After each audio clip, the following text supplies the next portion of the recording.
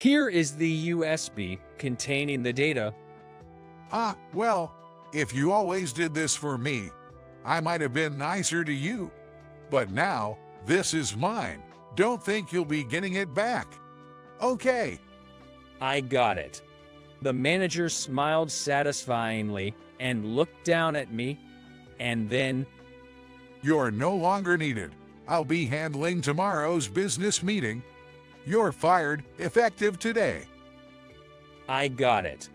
I handed over my pre-prepared resignation letter to the manager. Once I confirmed the USB was inserted into the computer, all that was left was to wait and see what happened next. No longer an employee, I slightly smirked. My name is Steve. From a young age, my parents had given me a cell phone, and I became engrossed in watching videos and doing simple searches. Above all, I was captivated by games. Back then, my parents installed educational puzzle games and simple playthings for me. Once I got the hang of it, I started installing any games that caught my interest. That's how I fell deep into the world of computers. Later, when I started elementary school, my dad gifted me his old computer. In this day and age, it's good to know how to use a computer. Plus, for a game lover like you, it'll be a great gift, right? Yo, thanks, Dad. Mom was worried about my future grades. But until I graduated elementary school, I continued to ace almost all my tests. Thanks to that, my mom, initially skeptical about giving me a computer, stopped nagging me with her worries. In middle school, with a bit more allowance, I dove into building my own computer. However, I didn't have much money at first, so buying new parts was out of the question. Instead, I hunted for cheap, as-is items, hoping to find something workable. It felt like a treasure hunt game.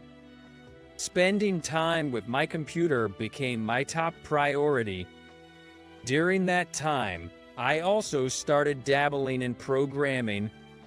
Initially, I wanted to create games like the ones I still loved. Despite the complexity and difficulty, staring at the lines of code I wrote filled me with immense excitement and satisfaction. Eventually, I completed a game of my own. Tweaking and adding to it became one of my daily joys. Thanks to that, during my middle and high school years, I was always the best in computer classes. Whether it was typing tests or PowerPoint and Excel classes, I always finished first. Because of this, my close friends started calling me Master PC. Master PC, help me with my assignment, please. My overtime fees are pretty high, you know. Damn. I'll treat you to any drink from the vending machine. Okay, you got it. We had the conversations like that. These are some good memories from my youth. I pursued engineering in university. Receiving advice on programming from my dad, who works at a company, my skills grew to a practical level. My new interest became the world of artificial intelligence, also known as AI. The college environment, filled with eccentric creators and people more skilled than me, was like heaven. During my time there, my dad made a suggestion one day. Steve, how about becoming an engineer at my company? But if I get a job, I'll lose my freedom. I want to work somewhere where I can do what I love. I thought you might say that, but Steve, you have the skills to choose freely, so I'm not worried. My dad didn't dismiss my thoughts. However, my mom looked worried. but I'm still worried. Nowadays, having a stable job means a secure future. Don't worry, Mom. I've thought about that. Really? Are you sure everything will be okay? I'll tell you first when I get a job, so wait for the good news. If you say so. Mom is a worrier but never dismisses others' ideas. I know she's kinder than any other mother I know. So, I didn't want to keep her anxious.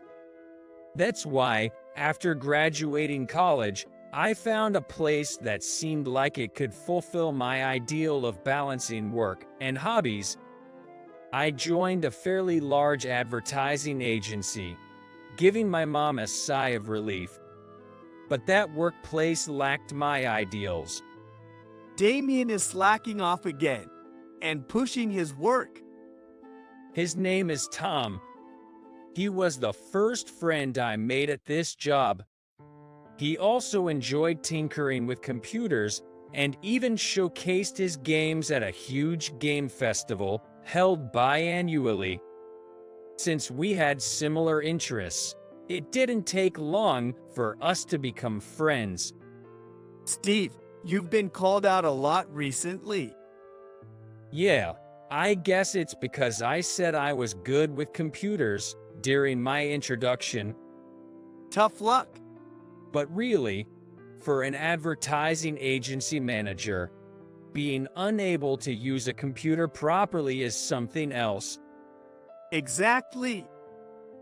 Our workplace, led by such a manager, Damien, a man in his 50s, became a busy place. He leverages his seniority to dump work on younger employees. Because of his behavior, despite being able to leave on time, we're all pushed into working overtime. Both Tom and I are victims of this. Hey, Steve, come here for a sec. Yes, what's up? There's some trouble with the computer. Can you take a look? All right, I got it. That's how it goes.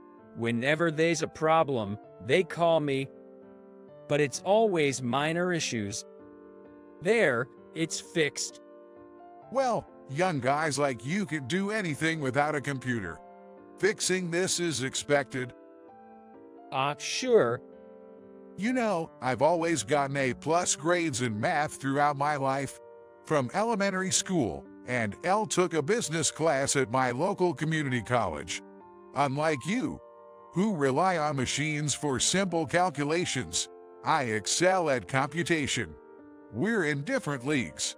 You understand that, right? I guess so.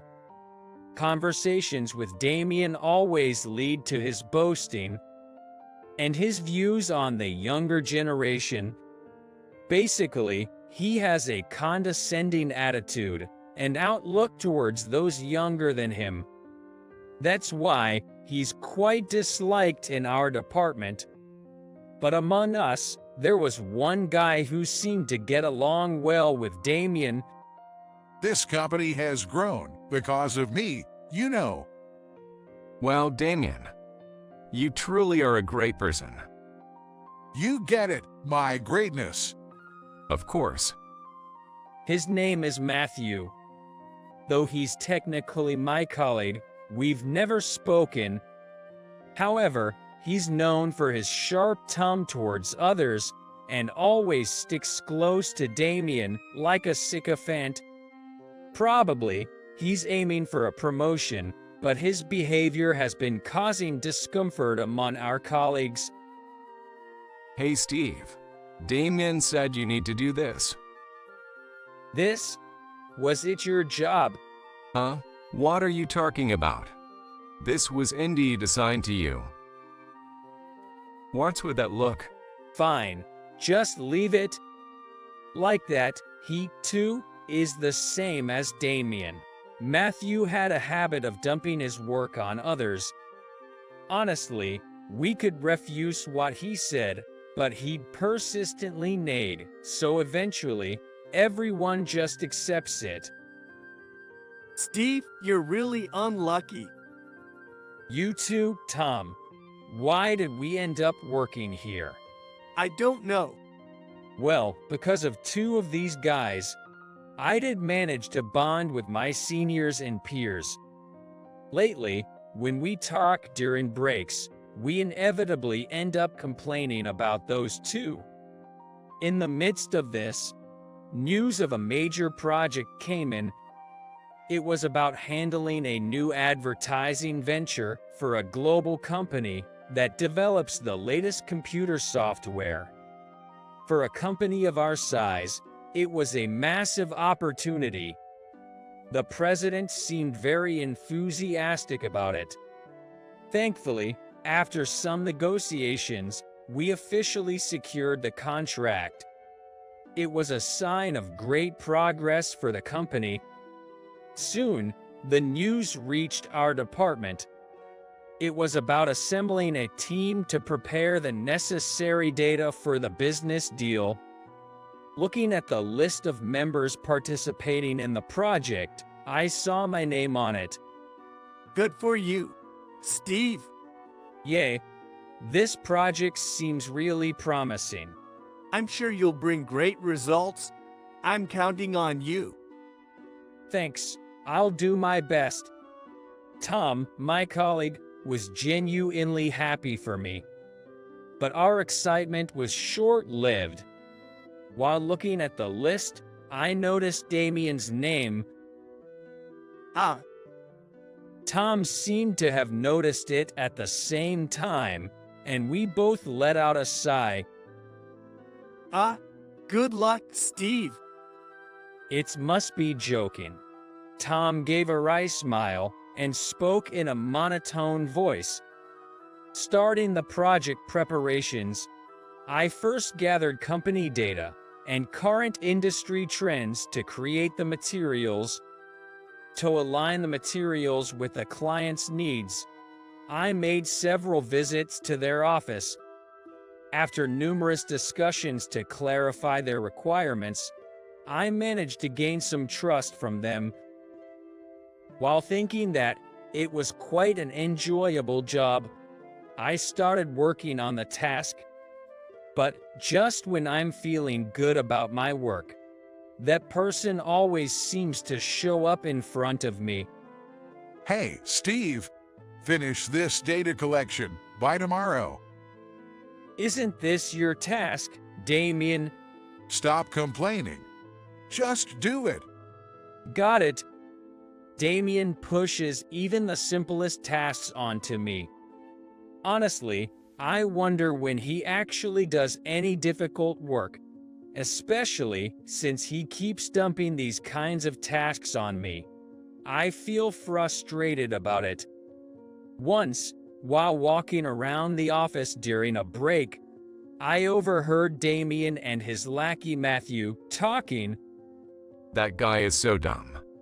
I don't get why he works hard. With someone like Steve around, I get to enjoy the sweet life. Damien, you're so bad, man. I totally don't care. Just let that guy handle all the troublesome stuff. That way, I can easily maintain my performance. You're such a strategist, Damien. Strangely, hearing their conversation didn't make me angry. It was all too expected, and I just felt resigned. Quietly sighing, I went back to my desk and resumed my work. The day before the project negotiation, I was glued to my computer, finalizing the preparations while communicating with the client. I was so busy that I stood out in the department. Gradually, I started receiving praise from my peers and senior female colleagues, and I felt as fulfilled as when indulging in my hobbies. But it seems someone didn't like seeing me like this. Hey, Steve, the printer is running out of ink. Refill it. Sorry, I'm a bit tied up right now. Just do it when I tell you to. That's the problem with young people. Got it, Arguing wouldn't change anything. I know his type, so I didn't talk back. But such incidents kept piling up. Hey, Steve, we're running low on pens.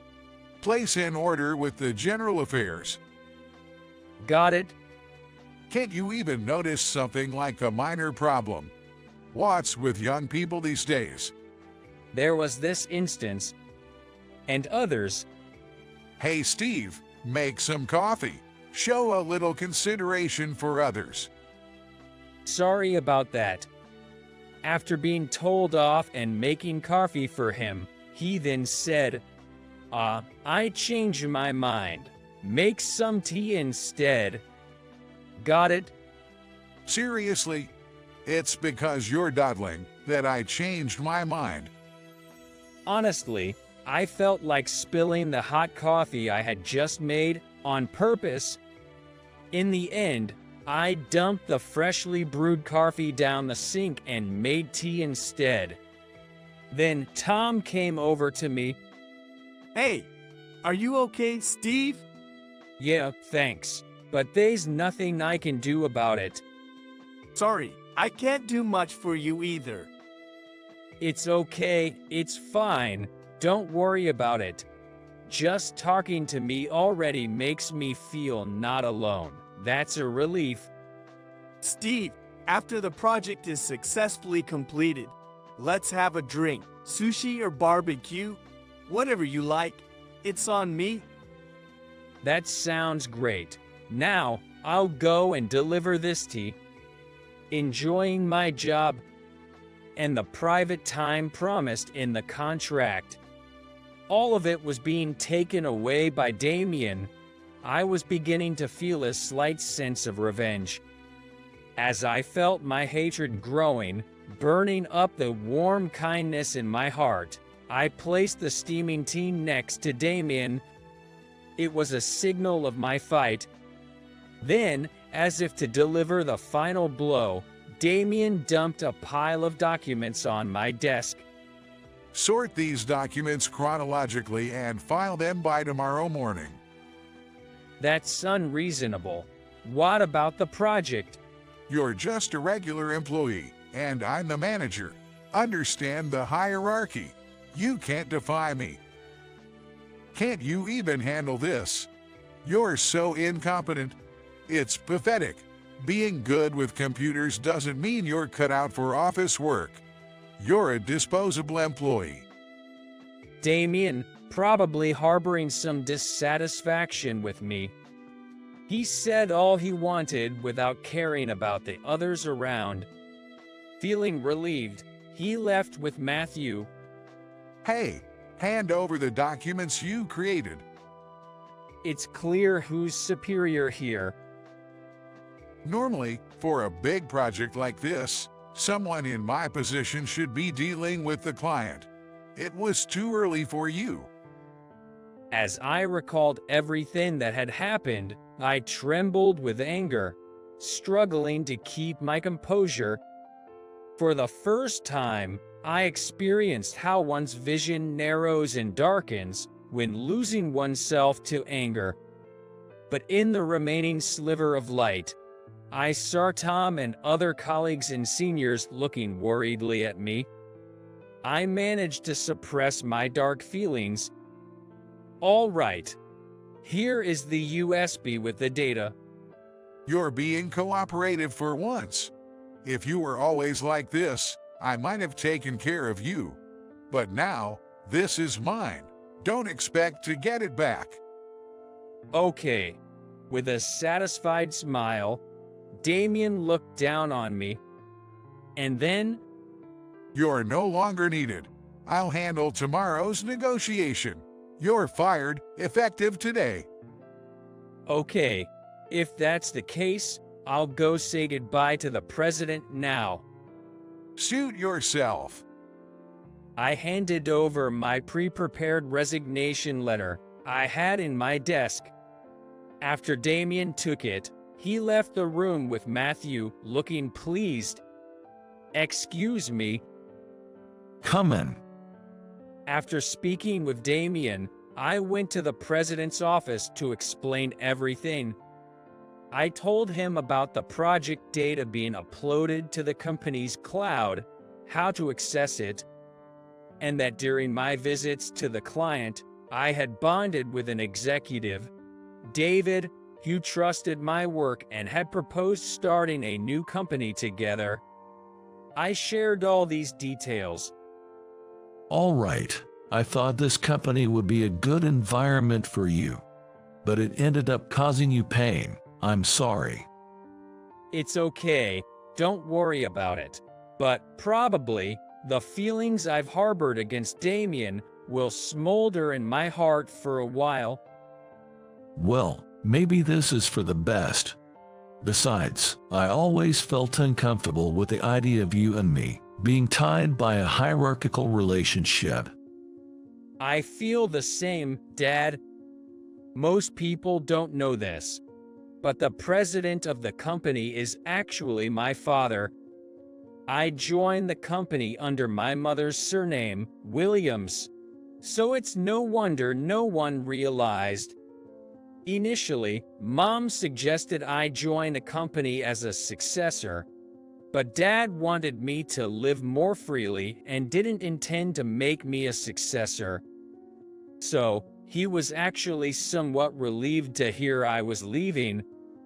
I'll clean up my desk and then leave the company. You make it sound like you're going far away. Please excuse me for leaving ahead. Just say you are going home, as usual. I'm just kidding, Dad. Then, I'm going home. Take care. When I returned to the office, I saw Damien in a flurry. I asked Tom what happened. Apparently, when Damien plugged in the USB drive he forcibly took from you, it triggered a warning and the computer froze. Well, that figures. Everyone around him is just shrugging it off, saying they don't know what to do, making him even more panicked. Seeing Damien and Matthew flistered, I couldn't help but snicker. Noticing me, Damien shouted, almost yelling, "Hey, Steve. What's wrong, Mr. Damien?" When I plugged in this USB you gave me, the computer stopped working. Fix it. I'm sorry, but I'm no longer an employee here. I was fired by you just a while ago, and it's past my working hours, so I'm going home.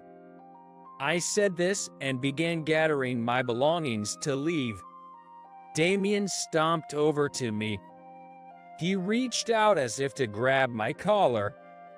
I'm not your coworker anymore.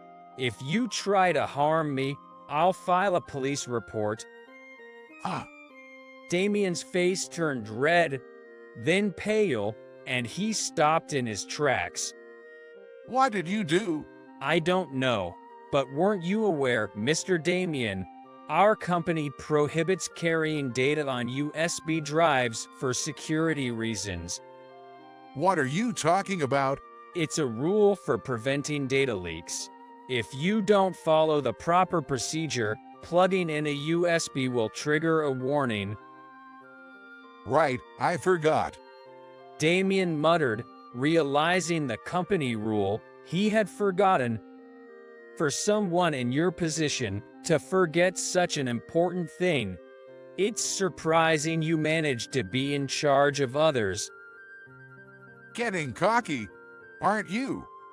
Can't even handle a computer, lacks rational thought as an adult, and behaves like a selfish child who knows nothing of the wider world. It's sad how your mind hasn't grown despite your age. It's a wonder how you've survived in society so far. I mimicked what Damien had always done to me, in front of him. My colleagues watching this were laughing quietly, shaking with suppressed laughter. Tom was grinning, watching us with his elbows on his desk. Well, if you follow the proper steps, you can use it again. After I said that, Damien seemed relieved and let out a deep sigh. Seizing the moment, I added, "You can apply at the General Affairs Department, and it'll be usable in 2 to 3 days." Hearing this, he turned pale again. "The negotiation is tomorrow. I guess you understand what this situation means, right? Someone in your position should naturally understand." Steve, "Well, I've been fired. As you said, I'm incompetent, only good with computers. I'm leaving this company now, and please don't contact me. We're practically strangers now. Mr. Damien." With a sense of liberation, I felt like a hero who had conquered a battle, and I left the room. The data on the USB drive was already uploaded to the company's cloud, as I had informed the president. However, I saved it in a place where Damien, lacking computer skills, wouldn't find it. Despite my grudge against him, I didn't want to harm the project or other members, especially the president, who was enthusiastic about it. David from the client's side was also fully informed about the incident, so even if Damien made a mistake, the negotiation would not be jeopardized. The president would surely handle things smoothly tomorrow. Time passed. One day, over drinks, David, who was an executive at the client's side back then, told me what happened afterward. Damien appeared at the scheduled negotiation looking utterly exhausted. He tried to bluff his way through, but was sharply questioned by the clients and my father, the president, causing his voice to tremble. Moreover, when asked by the client why I wasn't present, Damien boldly claimed he was incompetent, so I had him leave as if it was a righteous act. The clients chuckled, but David, without changing his expression, calmly asked, "In what ways are you more capable than Steve? He often visited us to understand our needs and created clear documents. We were considering asking him for the final advertisement due to its high quality." I've always excelled in math. I also graduated from a business class at a community college. Young people these days rely too much on computers and don't think for themselves, confidently boasted Damien. The president laughed. Graduated at community college. Steve graduated from the university with a Master of Business degree. Also, he had US CPA. Hearing this, Damien froze. how come do you know so much about him? I've been watching over him closely, second only to one other person in this world. It's natural for me to know about him. That can't mean. He's my son. Yikes. Damien paled and collapsed at his knees. David, like delivering the final blow, said, "Our company develops the computer software you so readily dismiss. Interesting." Saying this, he laughed so heartily that the clients who came with him were taken aback.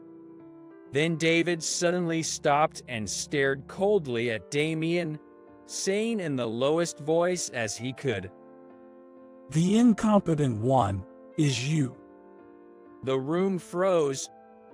David mentioned he was expressing his own disappointment too. His colleagues later said they never knew David could be so intimidating. In the quiet meeting room, with everyone staring at their desks, the president addressed Damien. "I understand it's hard to keep up with the times as one gets older. I feel the same, but we must not deny the changes. Once we do, time stops for us. Our industry must always be at the forefront." He continued, You've been pushing work onto others, saying you don't understand or can't do it. I've heard from your subordinates. Most of the work credited to you was done by them. What's your value then? At that moment, Damien was like a deer caught in the headlights, as David metaphorically described. When Damien became almost motionless, the president stood up. The materials Steve prepared are with me.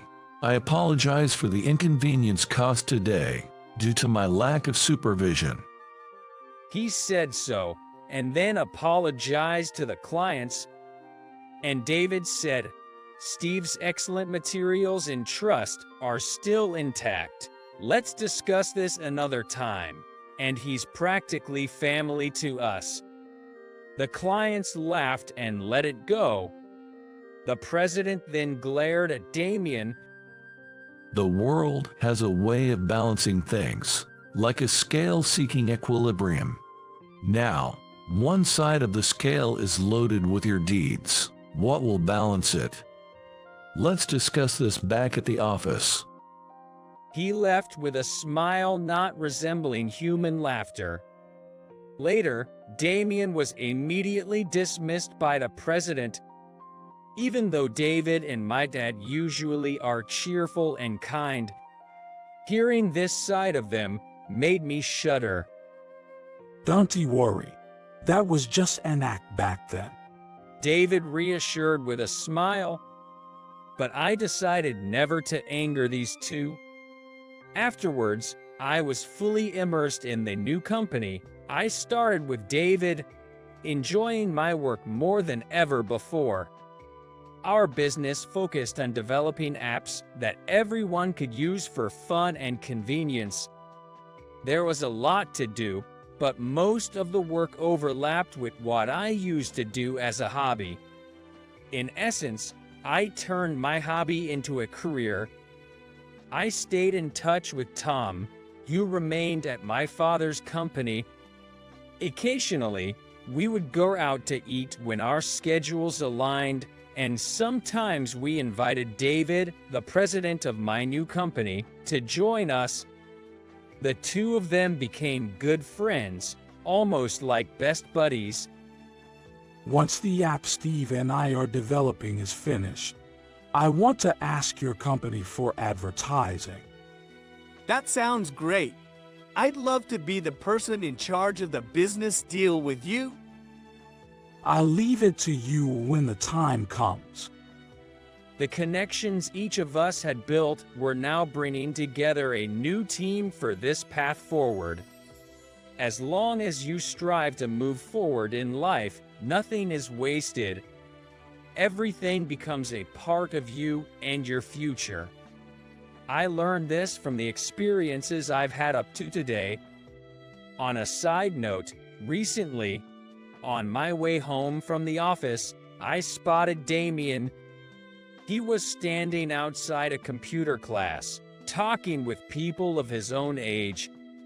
After a while, a young man came out of the shop and ushered everyone inside. Damien, if only you had changed sooner, I might have truly respected you. Good luck. Seeing him trying to confront his own shortcomings, I felt a slight urge to cheer him on. The rapid changes of time can drag you into murky depths if you're not careful, sinking you into darkness. That's why it's crucial to actively seek information and upgrade what you have. By doing so, you can evolve into a person capable of keeping up with the new era. You shouldn't give up or deny the things you can't do. It's also important to love the human aspect of yourself, flaws and all. I pledge to myself to never stop learning and to live each day to its fullest.